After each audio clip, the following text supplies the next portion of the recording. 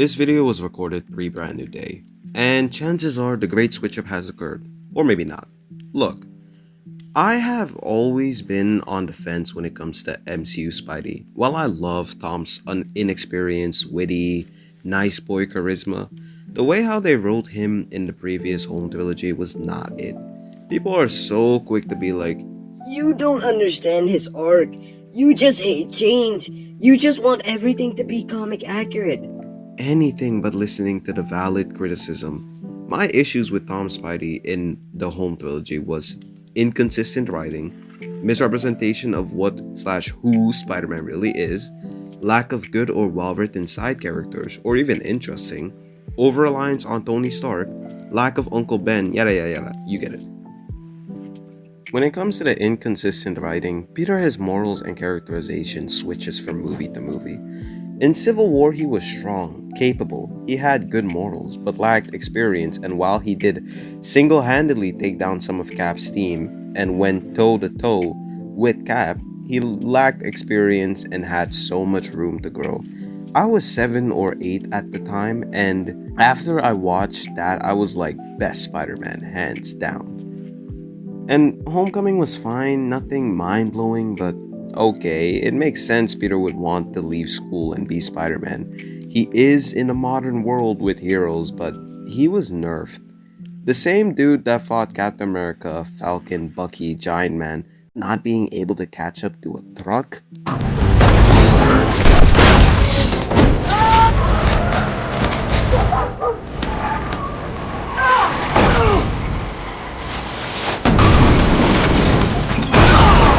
Getting his rocked by Vulture, Shocker, with one glove? I wasn't sure about this thing at first, but damn. And barely suffering for his actions. The most he suffers is fumbling a baddie and losing his suit. And I actually start liking Homecoming. The second Tony Stark leaves, it becomes a great Spider-Man movie. Although I will admit, if you're nothing without the suit, then you shouldn't have it is more of an Iron Man arc than Spider-Man, but by the end of the movie, Peter becomes a friendly neighborhood Spider-Man. So far, yeah, there are some problems, but the future's looking bright. Come on, Spider-Man! Oh, come on, Spider-Man!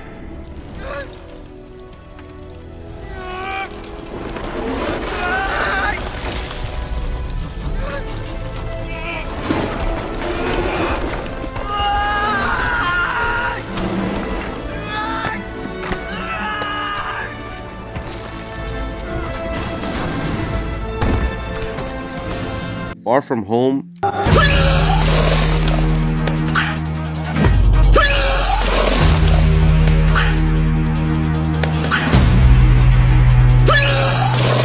where do I even start with this film? There's a lot of people that are saying this film is overhated, and in my opinion, y'all just don't get it. When you can do the things that I can, but you don't. And then the bad things happen. They happen because of you. Fire. The strongest of them all. The one that destroyed my Earth. It's the one that took my family. I'm sorry. And it will be in Prague in approximately 48 hours. We have one mission. Kill it. You're coming with us. Sir, look, I really want to help, I do. But if my aunt finds out I left my class trip, she's gonna kill me. And if I'm seen like this, and good luck. Spider-Man would never do this. Not my Spider-Man. See, now that's some. And look, I get it. Peter is a teenager. He wants a break. But that doesn't work when the world is about to end. If the stakes were, a little lower, then maybe I would have tossed it aside. But even then, can't you imagine how much better it would have been if Peter, while hesitating, while struggling with it, still accepted it, and we see him wanting to be with his friends, wanting to socialize, wanting to have his own personal life, but Spider-Man constantly gets in the way and he chooses to be Spider-Man. And we could see him spy on his friends from a distance while he's out fighting for his life and saving them. That would have been peak Spider-Man, but them just being like, oh, Peter doesn't want to help, so he's not helping, and then essentially being forced. Peter doesn't want to save his friends or care about anyone in this movie. He just wants to enjoy himself, and that isn't Spider-Man. Peter, also a smart genius kid, has two brain cells in this movie, and it's genuinely so hard to watch, and I find it hard to believe that nobody found out his secret identity. The whole bus sequence is easily like the worst part of the entire home trilogy, if you ask. Is Brad a target?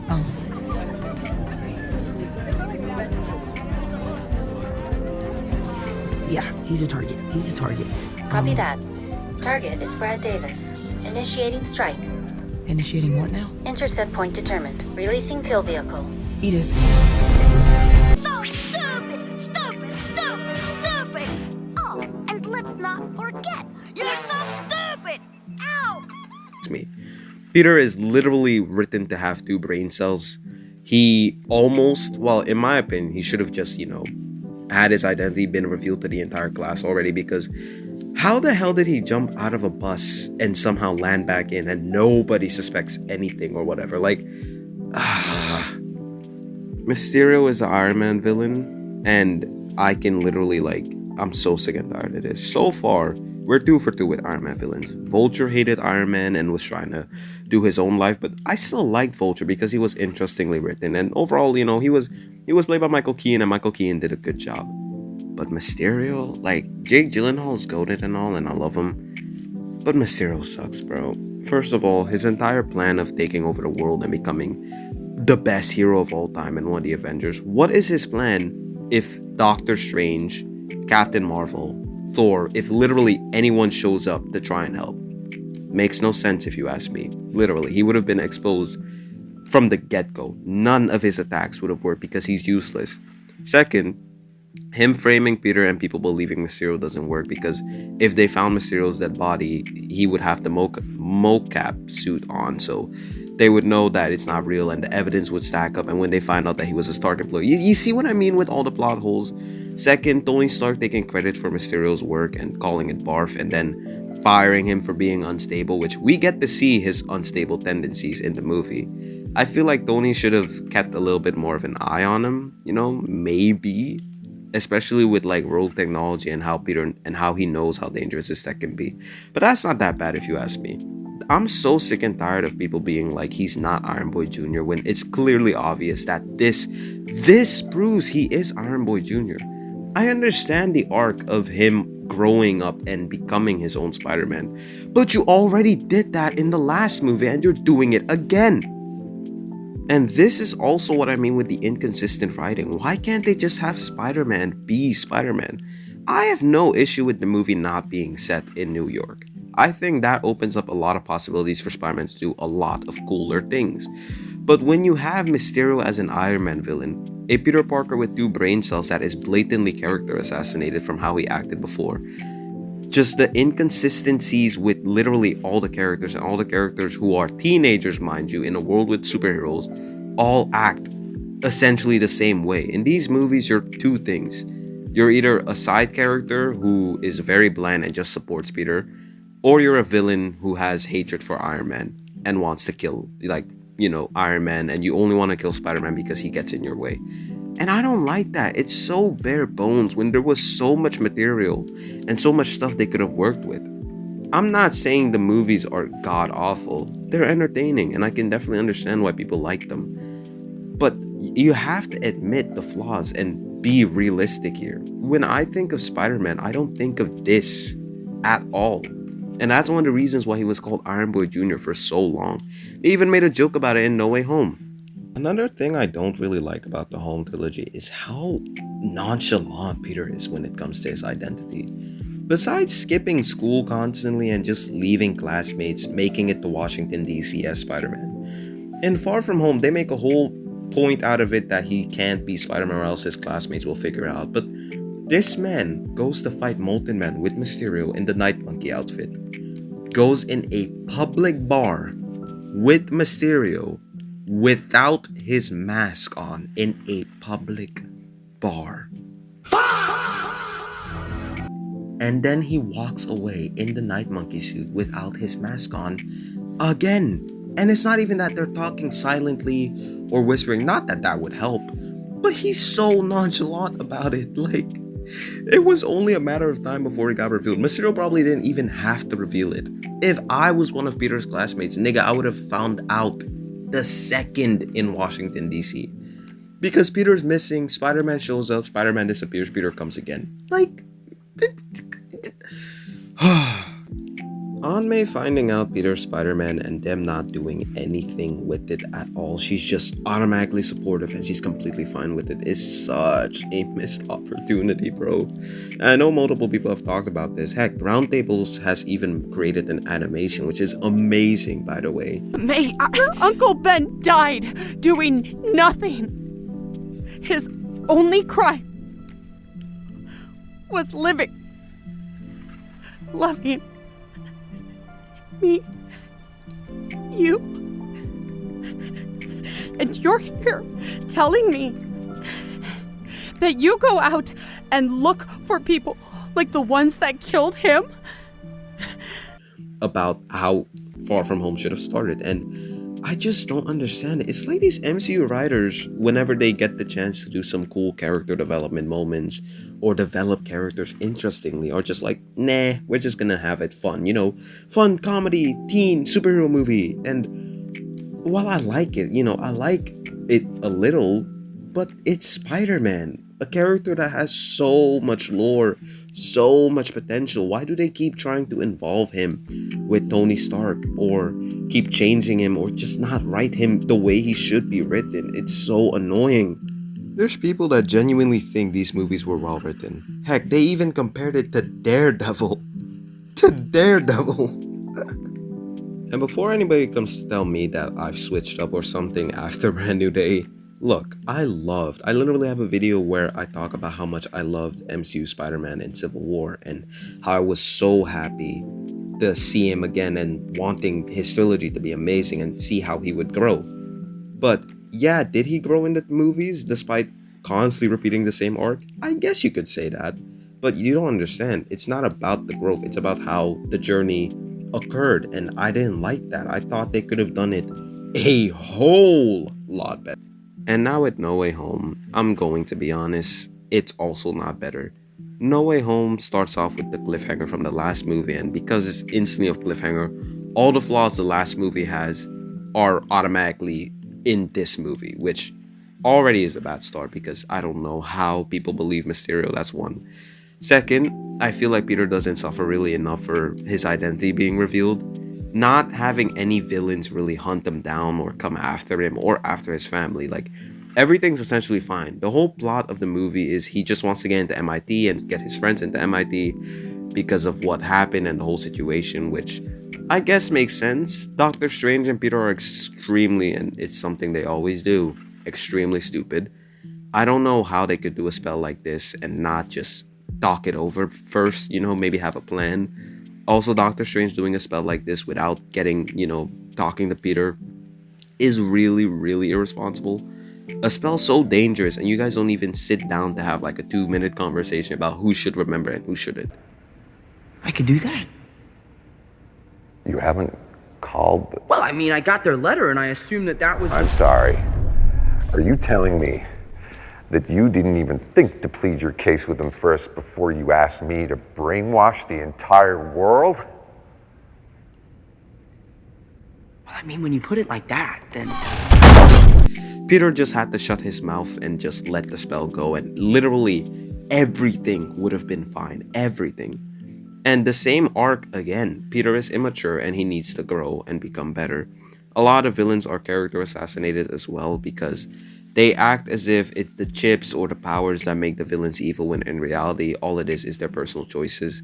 The thing about Doc Ock being this grumpy guy just because of his malfunctioning chip, but then the minute the chip is fixed he becomes Mr. Nice Guy and he's all good, doesn't work because Doc Ock isn't like that. He always had that intention in him. The only difference is, unlike Peter, him and Peter are kind of the same person, but it's their choices that define them and make them different. Peter was right. I miscalculated.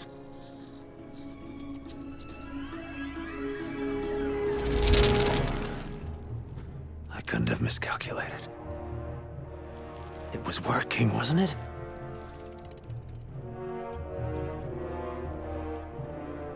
Yes.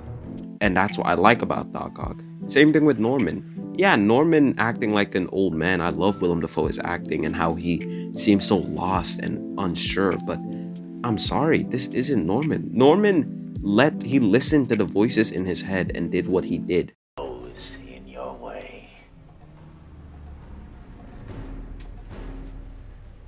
The board members. You killed them. We killed them. We? Remember your little accident in the laboratory? Performance enhancers. Bingo. Me, your greatest creation. Bringing you what you've always wanted. Power beyond your wildest dreams, and it's only the beginning. He tried to kill Spider-Man. He tried to trick him. Like, are you telling me this is the same guy? I would never hurt you. Why the you lying? Why you always lying? Oh my God! Stop lying! A few moments later. Godspeed, Spider-Man.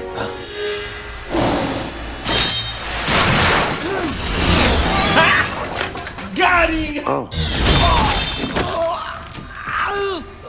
My nephew. Norman Osborn? I thought that you were... I saw Spider-Man in an ad for this place. And I thought he could help me. No, I'm not buying it. Sandman being on the side of the other villains trying to stop Spider-Man also doesn't make sense. I thought he was just wanting to go home. He should have helped. And Electro is kind of just whatever. The Lizard has no real reason to stay here unless he wants to turn this city into Lizard as well, which wouldn't work because we have other superheroes besides Spider-Man. And since Spider-Man is useless, it is what it is. And overall, No Way Home, despite how much people want to glaze that movie and call it the best Spider-Man movie, it's really not that good. It's just fan service and spectacle. And the story and plot, it can be literally like... and it can literally end in like 2 seconds. And I'm just not satisfied with it. I am ridiculously excited for Brand New Day because if there's one thing No Way Home did correctly is the reset and him going all the way back to square one so they can start from scratch and have a whole lot of potential. And so far, I haven't watched Brand New Day, but so far Brand New Day looks actually interesting and looks like I've been wanting what I've been wanting for Spider-Man for freaking a millennia now. And people called me crazy when criticizing it. And don't give me that, oh, it was always gonna be like this. Waiting 10 years to get in comic accurate Spider-Man, or just like a comic faithful adaptation of Spider-Man on the big screen, is insane to me. 3 movies for one origin story. Actually, not even 3, like what, 6 movies? I'm really looking forward to Brand New Day. I hope they get it right and they do it right. And I'm just really hoping Brand New Day is like literally brand new Spider-Man that I've been waiting for. I've seen all the trailers. I've made multiple videos talking about my hopes and what I want, and also made multiple videos slandering it. I loved how No Way Home ended, despite maybe, some stuff not really making sense. But overall, No Way Home had the perfect ending so we could be where we are at now. And I know people are gonna still be grateful, and I genuinely do appreciate the Home trilogy because it sounds weird saying I appreciate something that was mediocre at best or bad. But the reason why I appreciate it is because all the time we wasted and everything is now going to be in Brand New Day, and we're actually going to see a much more cooler, interesting, and just a better version of Spider-Man, which I'm always looking forward to. That's all I have for today. I appreciate you guys for making the end of the video, and peace.